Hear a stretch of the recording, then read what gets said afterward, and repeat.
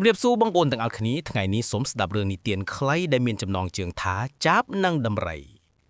នៅព្រៃធំមួយមានសត្វចាបនិងដំរីដណ្ដើមគ្នាធ្រួជាមេថ្ងៃមួយដំរីបបួលចាបផឹកទឹកភ្នាល់គ្នា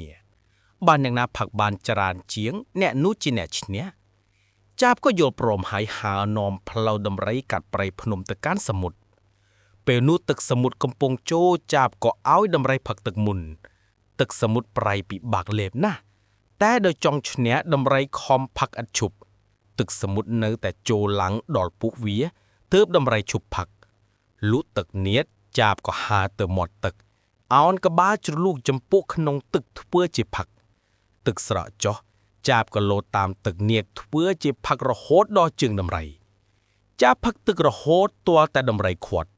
តាំងពីពេលនោះមកចាបក៏ធ្វើជាមេដោយសារប្រាជ្ញាឆ្លៀសស្បីរបស់ខ្លួនសូមជួយចុច like និង subscribe ផងណាប្រុសស្អាតស្រីស្អាត